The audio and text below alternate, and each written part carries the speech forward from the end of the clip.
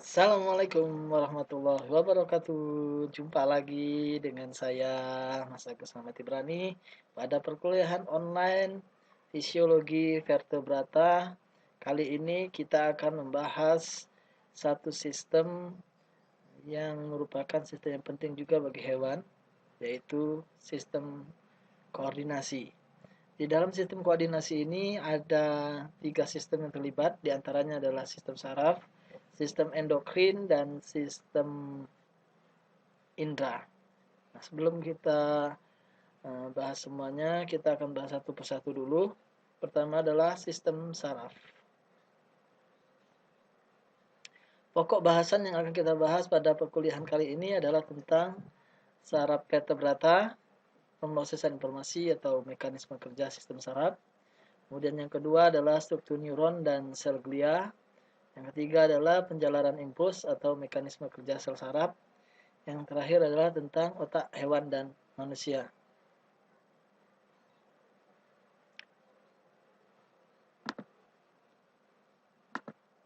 Pada vertebrata telah dilengkapi dengan sistem saraf pusat dan sistem saraf tepi. Sistem saraf pusatnya terdiri dari otak dan spinal cord dorsal atau sumsum tulang belakang. Dan sedangkan sistem saraf tepinya ini adalah sistem saraf yang akan terkait dengan sistem saraf pusatnya.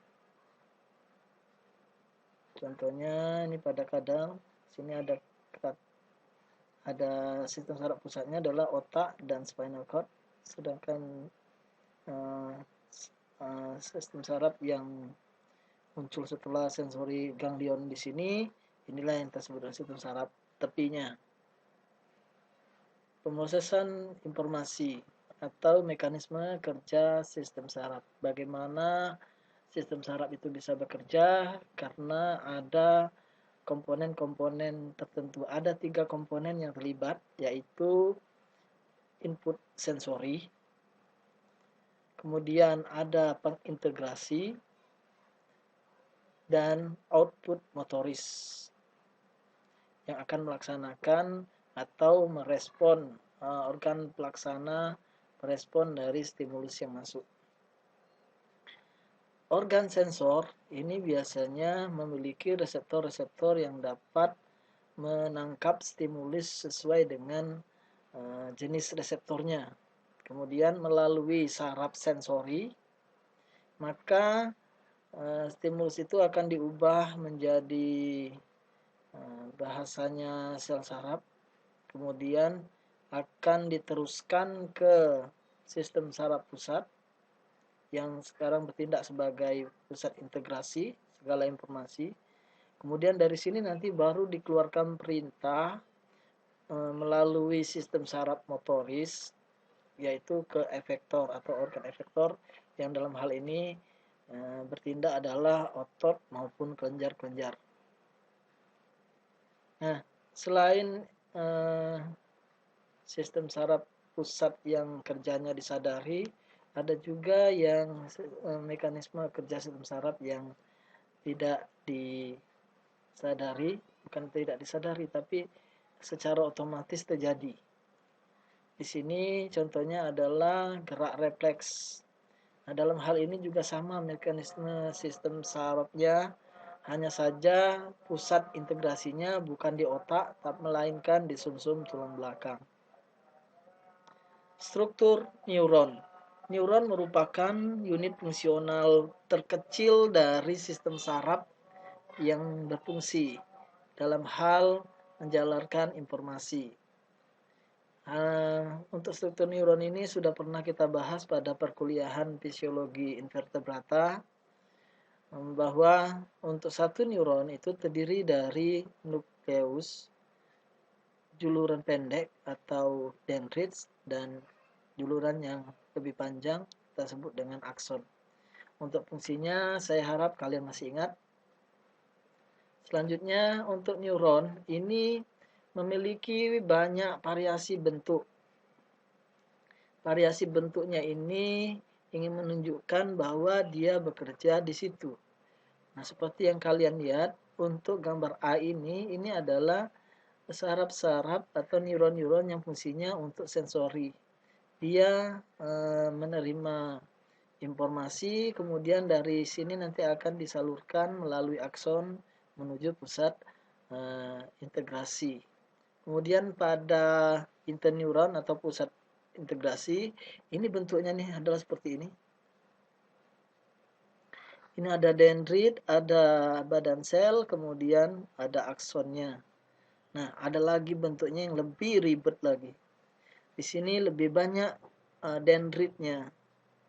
Dendrit banyak, sedangkan aksonnya sedikit. Nah, ini biasanya terdapat pada otak.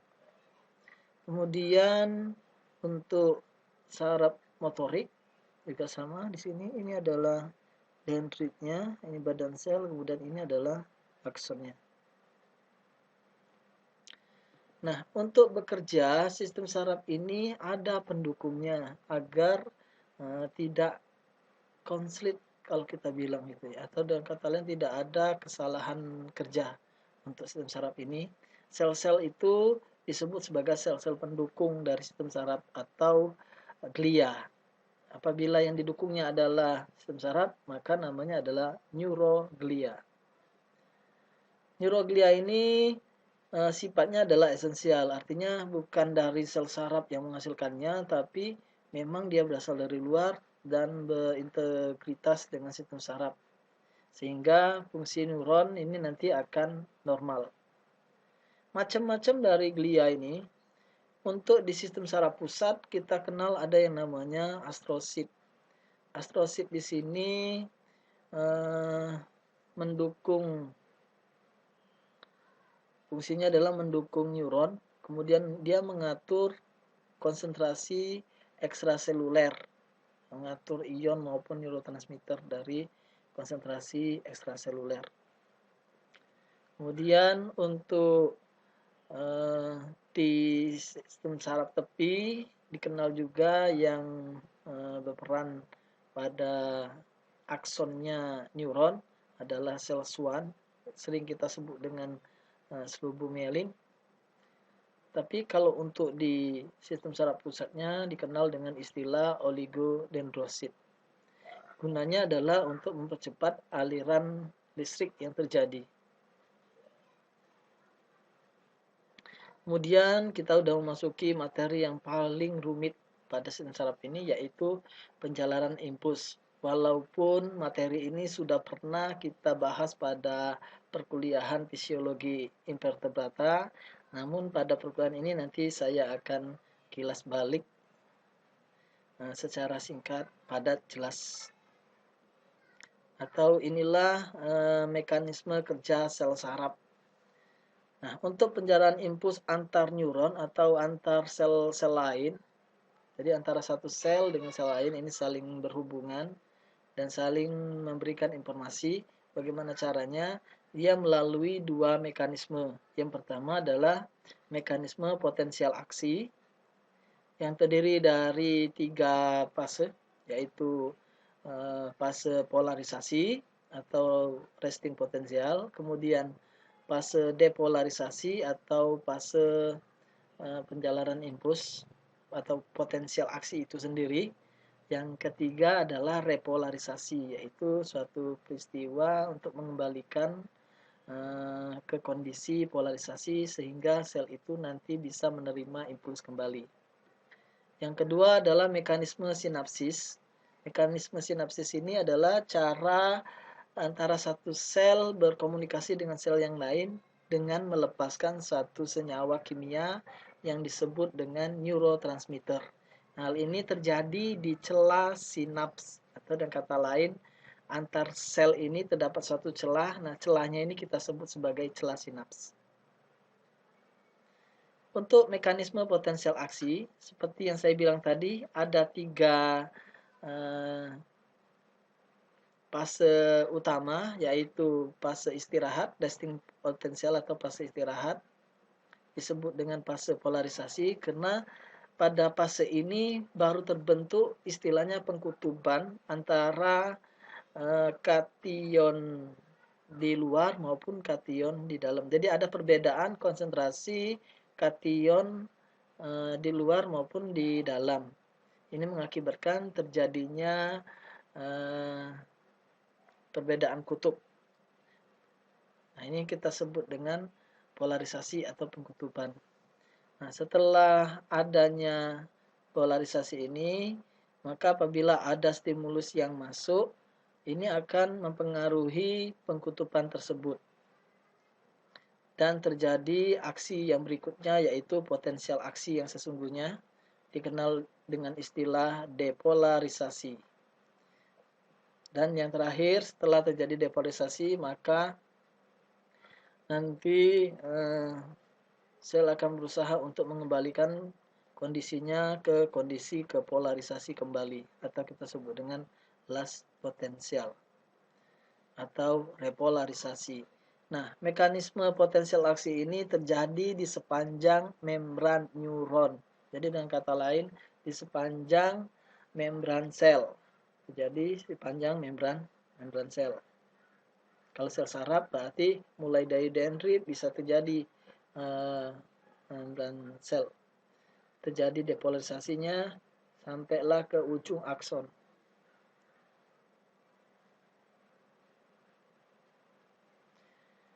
Bagaimana resting potensial itu bisa terjadi? Ini coba kita perhatikan gradien ion yang ada di slide saya ini.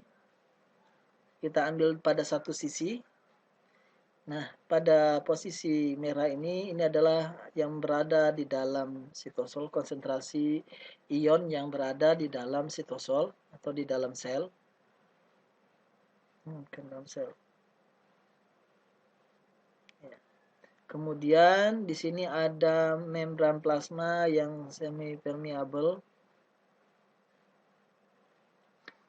Selanjutnya adalah bagian luarnya adalah ruang ekstraseluler atau cairan ekstraseluler.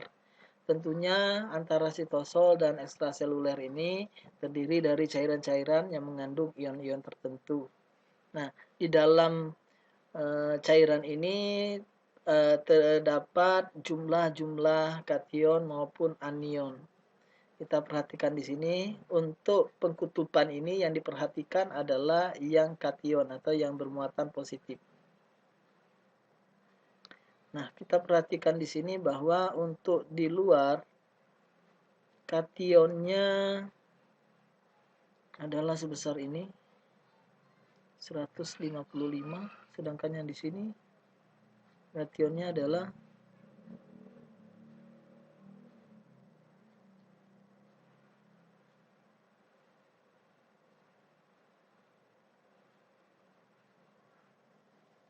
165. Nah, hal ini akan mengakibatkan terjadinya perbedaan konsentrasi yang di luar akan lebih besar jumlahnya dibandingkan dengan yang ada di dalam. Sehingga disebutlah suatu pengkutuban di luar lebih positif dibandingkan dengan di dalam. Nah, untuk lebih tepatnya kita lihat seperti ini. Untuk konsentrasi kalium di luar ada 15, natrium ini ada 450, sedangkan untuk di bagian dalam kationnya 400, untuk natrium adalah 50. Apabila kita lihat perbandingannya untuk luar dan di dalam, ternyata yang di luar ini lebih besar dibandingkan yang di dalam perbandingannya. Nah, hal ini mengakibatkan pada saat kondisi membran istirahat, kondisinya adalah di luar lebih positif dibandingkan dengan di dalam. Dengan keadaan ini, maka sel sudah siap untuk menerima impuls. Ini seperti ini kita lihat bahwa di luar lebih positif dibandingkan dengan di dalam. Kemudian ini masih positif di luar dibandingkan dengan di dalam. Natrium banyak di dalam.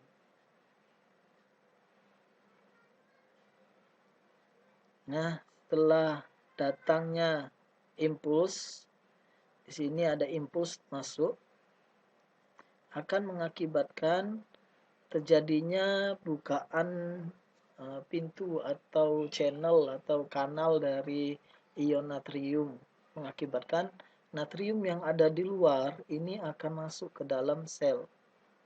Dengan adanya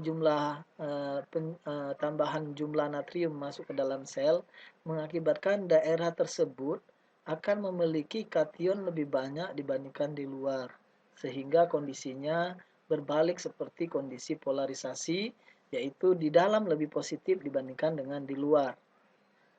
Kondisi ini yang kita sebut dengan depolarisasi.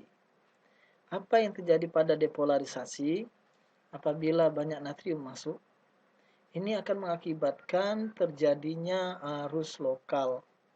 Dengan adanya natrium yang masuk ini nanti akan menyebar baik ke kiri maupun ke kanan, mengakibatkan terjadinya arus lokal, atau dengan kata lain akan mempengaruhi daerah di sampingnya, daerah di samping daerah tersebut. Itu sebagai arus lokal. Nah, ini contohnya adalah seperti ini. Ini daerah yang aktif. Dengan masuknya natrium tadi, maka dia akan mempengaruhi daerah ini. Sehingga daerah yang tidak aktif ini nanti akan berubah ikut aktif. Sedangkan daerah yang aktif tadi akan mengalami menjadi tidak aktif kembali atau mengalami proses repolarisasi. Nah, ini yang kita sebut dengan fase repolarisasi. Setelah natrium tadi banyak masuk, kemudian terjadi arus lokal, ini akan mengakibatkan pada daerah tersebut akan membuka bukaan ion kalium, sehingga kalium nanti banyak keluar. Walaupun natrium masuk, kaliumnya yang banyak keluar. Akibatnya mulai menuju ke kondisi semula lagi, yaitu ke arah repolarisasi. Nah, dampak berikutnya pada sisi yang lain, masuknya natrium tadi ini akan mengakibatkan daerah sebelahnya teraliri atau terjadi penambahan natrium juga, mengakibatkan daerah tersebut akan membuka bukaan ion natrium, sehingga daerah tersebut nanti terjadi juga penambahan natrium, sehingga kondisinya berubah, yang awalnya negatif menjadi positif. Kondisi ini terjadi di sepanjang membran ini. Nah, terjadinya penjalaran impuls atau perubahan kutub inilah yang kita sebut dengan perubahan potensial aksi atau penjalaran potensial aksi, dimulai dari pangkal datangnya stimulus sampai ke ujung akson.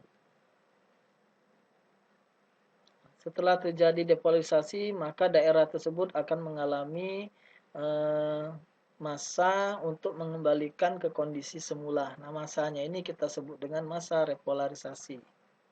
Ditandai dengan bukaan ion kalium, sehingga kalium banyak keluar untuk mengimbangi banyaknya masuk natrium tadi. Nah, ini gambaran tentang terjadinya potensial aksi yang menjalar tadi. Di sini terdapat impuls, kemudian di dalam berubah menjadi positif, di luar lebih negatif. Setelah itu terjadi arus lokal, daerah sebelahnya ini terjadi potensial aksi, sedangkan daerah yang tadi mengalami potensial aksi mengalami repolarisasi. Terus seperti itu, yang sebelahnya akan mengakibat potensial aksi, repolarisasi. Yang sudah mengalami repolarisasi ini akan mengalami masa polarisasi kembali atau siap untuk menerima impuls kembali. Yang kedua, setelah sampai penjalaran impuls ini sudah sampai ke ujung akson, maka artinya penjalaran impuls itu sudah mencapai ke celah sinaps tadi. Maka langkah selanjutnya adalah mekanisme sinapsis. Nah, dalam hal mekanisme sinapsis ini yang berperan adalah neurotransmitter atau senyawa yang dilepaskan. Nah, kita lihat seperti ini. Ketika potensial aksi ini mencapai ujung dari akson, ini mengakibatkan bukaan ion kalsium Ca akan terbuka. Akibatnya kalsium yang dari luar ini akan masuk ke dalam ujung akson dan akan mempengaruhi vesikula sinaptik yang berisi neurotransmitter. Jadi vesikula sinaptik ini memang sudah ada di dalam atau berada di ujung akson. Dengan adanya kalsium, ini akan mengakibatkan vesikula sinaptik ini menjadi bergerak menuju membran, kemudian melakukan endositosis atau ya, endositosis masuk ke dalam, sehingga antara membran vesikula sinaptik dan membran akson ini menyatu. Akibatnya neurotransmitter ini nanti akan dilepaskan di ruang atau di celah sinaps. Setelah dilepaskan di celah sinaps, maka neurotransmitter ini nanti akan ditangkap atau berikatan dengan reseptornya yang ada di membran pasca sinaps. Ternyata reseptor neurotransmitter ini terikat atau terkait dengan bukaan ion natrium. Jadi dengan kata lain, neurotransmitter ini bisa menjadi stimulus baru bagi sel berikutnya. Dengan kata lain, setelah dia berikatan dengan neurotransmitter sudah berikatan dengan reseptornya, ini akan mengakibatkan bukaan natrium ini akan terbuka. Akibatnya natrium akan masuk, kalium keluar. Akibatnya di sini terjadi potensial aksi berikutnya atau sudah menjalar ke sel yang berikutnya. Oke. Nah, untuk potensial postsinaptik ini, bagaimana kerja neurotransmitter untuk bisa mempengaruhi sel pasca sinap atau sel yang berikutnya ini bergantung dengan neurotransmitter yang dilepaskan. Potensinya ini nanti dia akan bersifat sebagai eksitatori atau pemicu, atau justru dia nanti bersifat sebagai penghambat untuk kerja dari sel yang berikutnya. Apabila dia akan memicu, maka kita sebut neurotransmitter itu akan berpotensi sebagai EPSP. Sedangkan apabila dia berpotensi untuk menghambat, maka neurotransmitter itu kita sebut sebagai IPSP. Nah, ini adalah daftar neurotransmitter yang ada untuk hewan. Antara lain adalah asetilkolin, kemudian gugus amin, di dalamnya ada norepinefrin, ada dopamin, ada serotonin, kemudian ada yang berupa asam amino, berupa GABA, ada glisin, ada glutamat, aspartat, atau dia sebagai neuropeptida. Nah, ini sedangkan fungsinya adalah di bagian ini. Ada yang bersifat sebagai pemicu dan juga ada yang bersifat sebagai penghambat. Nah, itulah kerja dari neurotransmitter. Kemudian untuk selanjutnya kita akan membahas tentang otak hewan, atau kita ngomongin tentang sistem saraf pusat pada hewan. Bahwa sistem saraf pusatnya ini terdiri dari otak dan sumsum tulang belakang. Sedangkan bagian yang lain ini disebut dengan sistem saraf tepi atau peripheral nervous system. Nah, untuk hewan ini sebenarnya pada manusia ini otaknya terdiri dari 3 bagian menurut Paul MacLean. Teorinya ini disebut dengan teori triune brain. Dalam teorinya ini, Paul MacLean menjelaskan bahwa otak manusia itu terdiri dari 3 bagian. Yang pertama adalah otak hewan, yang kedua adalah otak manusia yang sesungguhnya. Nah, untuk otak hewan ini dibagi menjadi otak reptil, kemudian ada otak mamalia, yang terakhir adalah otak manusia yang seutuhnya. Karena pada hewan, bagian yang ini tidak berkembang. Yang bisa berkembang hanya di otak manusia. Jadi pada dasarnya untuk otak manusia ini memiliki bagian-bagian dari otak hewan juga. Oleh sebab itu tidak usah heran atau tidak usah bingung mengapa terkadang manusia bertindak seperti hewan. Untuk otak reptil ini terdiri dari batang otak dan cerebellum atau otak kecil.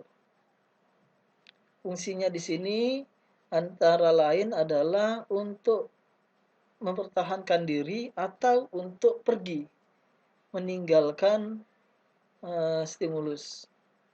Jadi dengan kata lain di sini dia bertindak sebagai autopilot atau sebagai pembuka untuk otak reptil. Kemudian setelah apabila diputuskan oleh otak reptil ini, impuls saraf ini atau yang stimulus yang berasal dari seluruh tubuh ini apakah perlu untuk masuk ke otak atau tidak, maka apabila diperlukan atau dianggap tidak membahayakan, maka informasi itu akan diteruskan ke otak berikutnya, yaitu otak mamalia. Mengapa disebut otak reptil dan otak mamalia? Karena struktur dari otak ini, otak reptil ini mirip dengan struktur otak pada kelompok reptil. Sedangkan untuk otak mamalia demikian juga seperti itu. Otak mamalia ini mirip dengan otak mamalia yang lainnya. Nah, mamalia ini terdiri dari sistem limbik, yaitu otak tengah,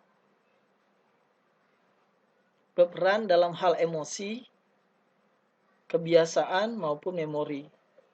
Jadi dengan kata lain, otak ini berperan sebagai pemutus atau dengan kata lain memutuskan, memberi kesimpulan mau diapakan ini, apakah informasi itu membuat dia senang atau tidak. Jadi dia memutuskan atau dia harus dilakukan ketindak lebih lanjut.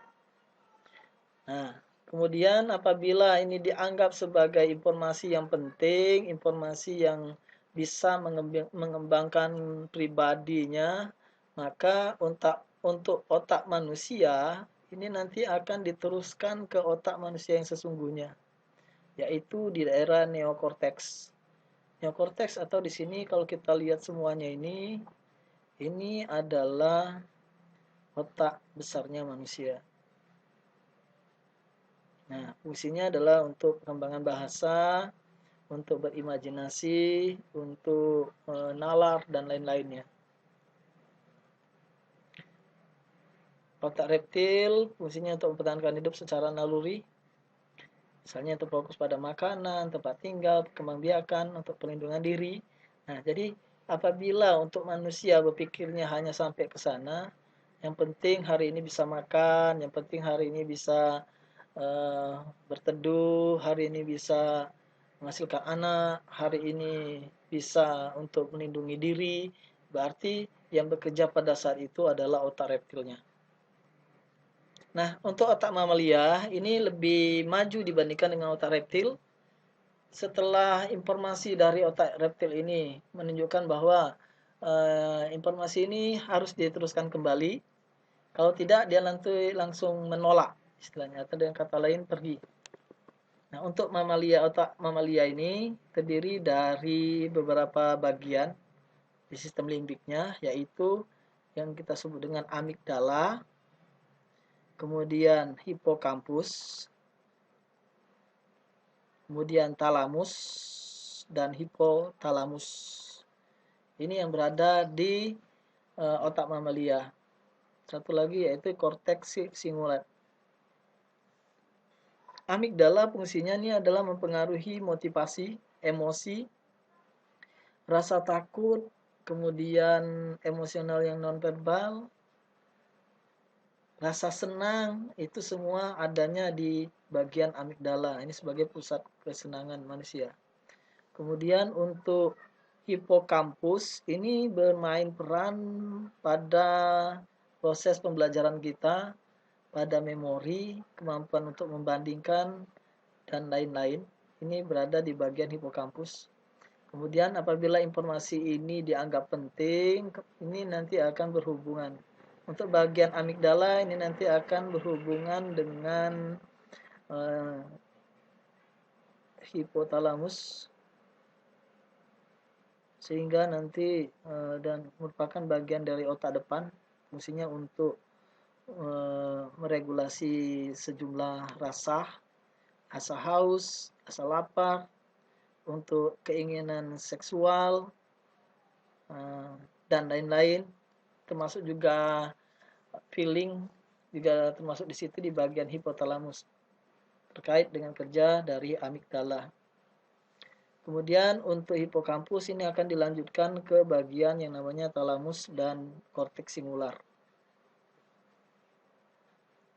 Nah, apabila informasi-informasi ini dianggap penting dan perlu untuk dikembangkan, untuk divariasikan, untuk dikreasikan, maka informasi-informasi yang dari otak tengah atau sistem limbik ini nanti baru diteruskan ke otak besar.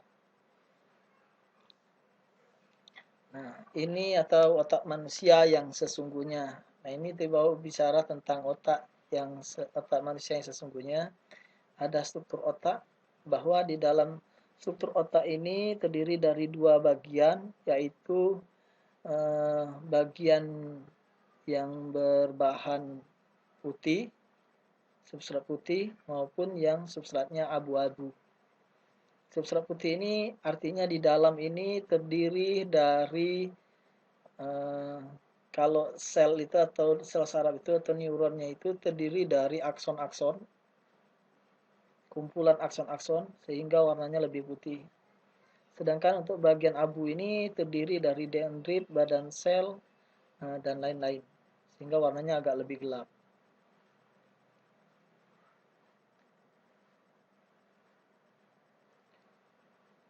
Untuk sistem saraf tepi ini terbagi jadi sistem saraf somatik dan sistem saraf otonom.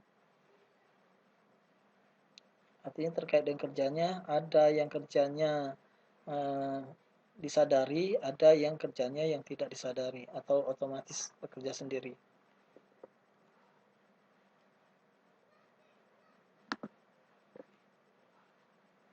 Ini adalah peran kerja yang antagonis dari sistem simpatetik dan sistem parasimpatetik. Silakan kalian pelajari sendiri. Otak manusia. Otak manusia ini merupakan salah satu organ tubuh yang terbesar. Berat rata-rata otak itu 1.600 gram untuk laki-laki atau pria dan 1.450 gram untuk yang perempuan. Besarnya berat rata-rata ini tidak menjadikan bahwa seorang laki-laki atau pria itu lebih pintar atau lebih berkuasa daripada perempuan. Yang menyebabkan dia lebih pintar atau lebih berkuasa di sini adalah tentang kemampuan dia memfungsikan jalur-jalur yang ada di dalam otak itu sendiri. Otak dibangun oleh substansi abu, tadi saya bilang ada gray matter, dan substansi putih, white matter. Ini ya, seperti yang saya bilang tadi.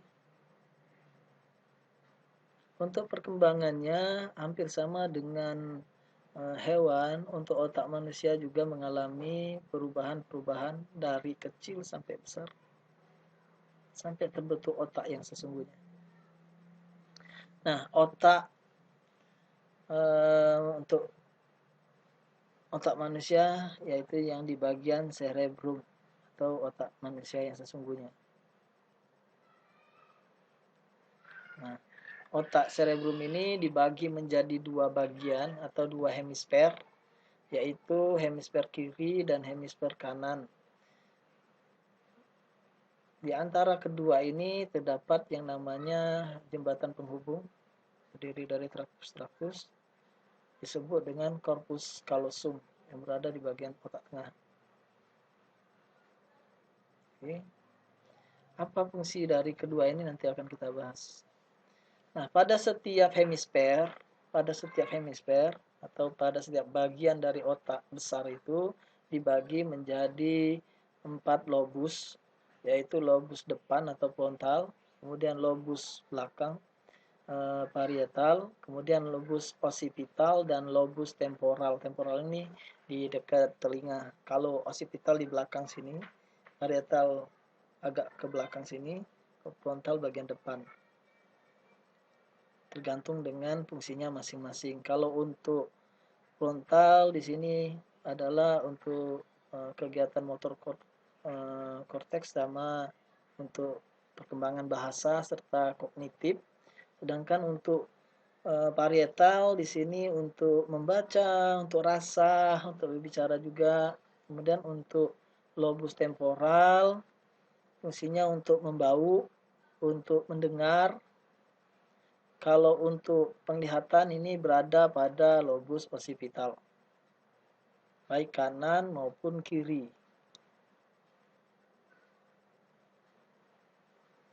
Nah, untuk otak sama yang lain, bagaimana cara otak itu bekerja atau dia bisa memproses suatu informasi? Otak bisa memproses itu karena dia ada jalur-jalur. Jalur-jalur ini terbentuk karena adanya bagian sel saraf tadi, yaitu akson-akson tadi yang saling berhubungan dengan sel saraf yang lain sehingga membentuklah suatu jalur atau track-track. Nah, tracknya ini kita bagi menjadi 3 bagian.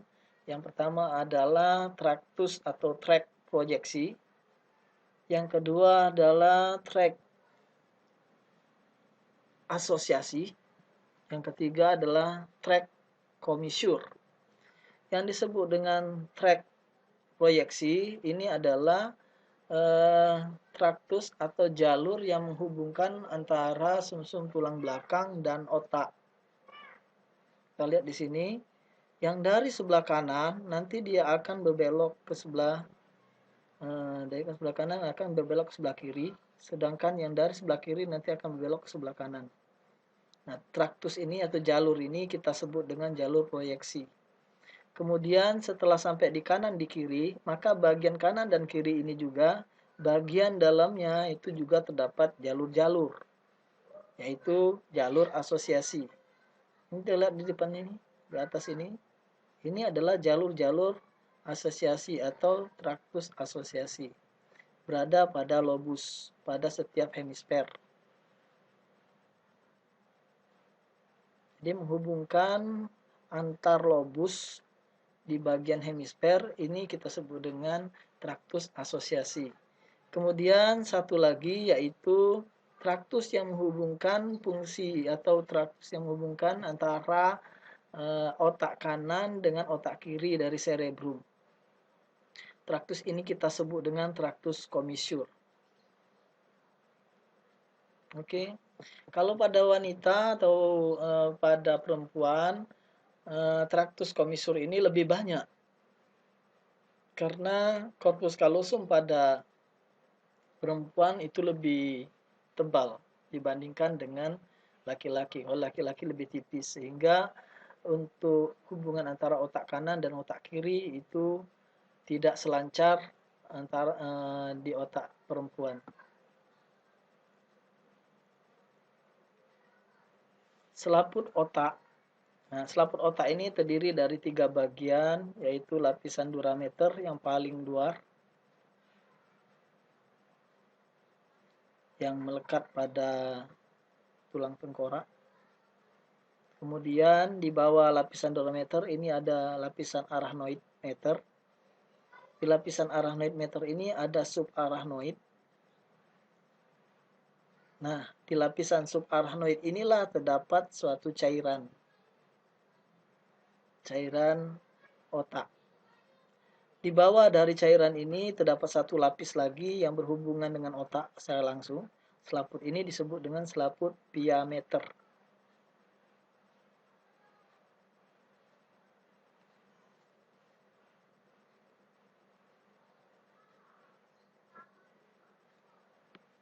Selanjutnya kita akan bahas tentang ruang otak atau ventricle otak istilahnya.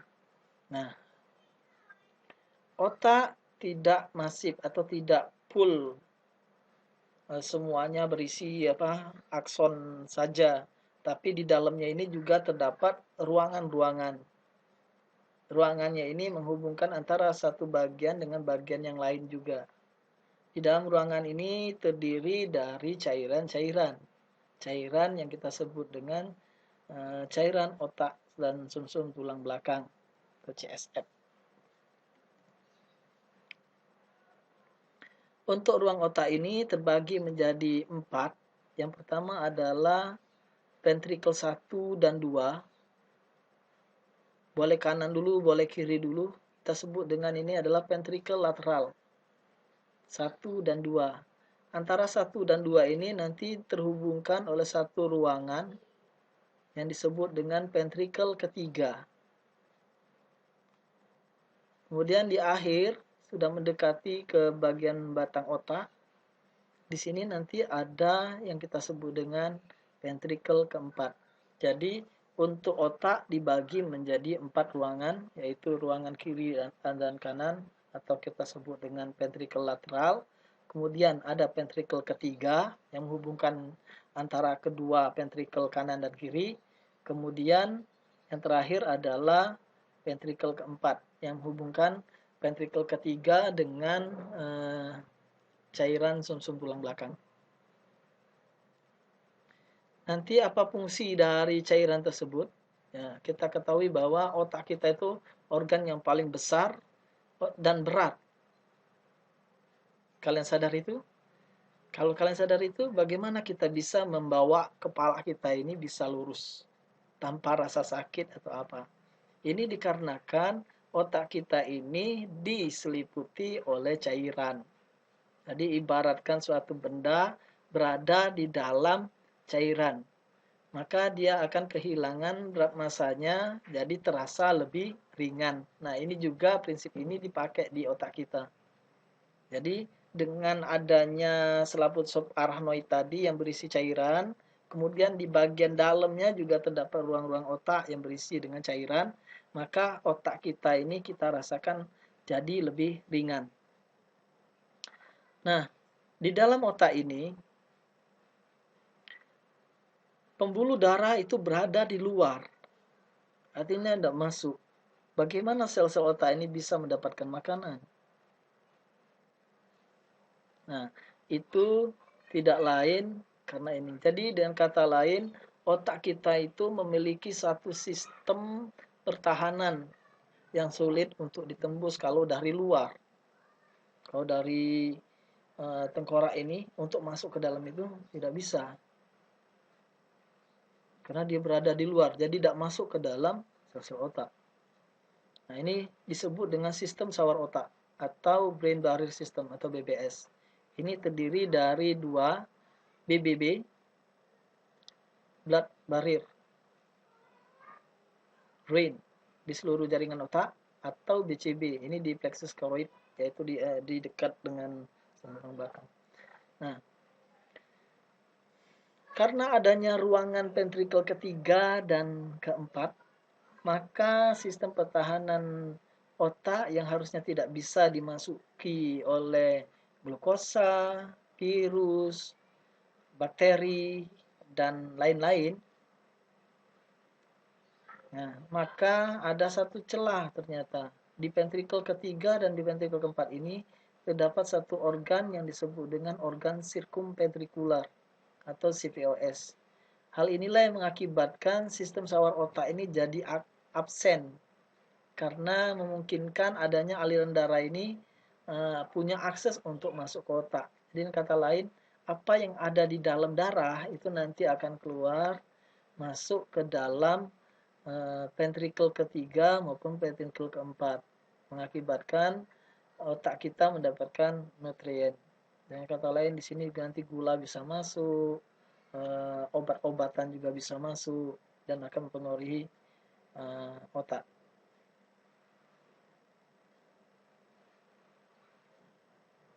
Slide berikutnya ini adalah tentang bagaimana otak kita itu menerima informasi. Karena pada bagian lobus parietal itu terdapat korteks motor maupun korteks somatosensoris. dari dua bagian inilah maka akan terdapat input sensoris dan terdapat output motoris. Jadi dengan kata lain ada yang masuk nanti akan diterima dan dari organ sensorisnya akan mengarah ke sana, kemudian dari situ baru masuk ke dalam jalur-jalur tadi.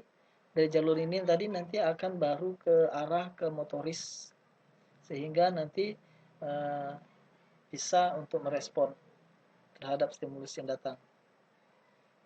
Nah, terkait dengan fungsi otak tadi, otak besar tadi sudah saya bilang bahwa ada fungsi antara otak kiri maupun otak kanan. Untuk otak kiri ini lebih teradaptasi terhadap kemampuan berbahasa. Kemudian untuk matematika, untuk operasional matematika yang logika atau melakukan kegiatan mengurutkan atau menganalisis dan lain-lain. Untuk bagian kanan, otak kanan ini dia lebih cenderung kepada pola pengenalan, kemudian berpikir yang nonverbal atau berpikir berimajinasi istilahnya, menimbulkan kesenangan-kesenangan, menampilkan sesuatu yang mungkin bendanya sendiri belum ada. Dan juga di sini terdapat fungsinya adalah untuk memproses emosi. Jadi apabila kita mudah marah atau apa segala macam itu terkait di fungsi otak sebelah kanan. Oke, mahasiswa sekalian, demikianlah perkuliahan kita hari ini. Apabila ada permasalahan, silakan kalian diskusikan di forum diskusi pada perkuliahan online kita. Sampai jumpa lagi. Assalamualaikum warahmatullahi wabarakatuh.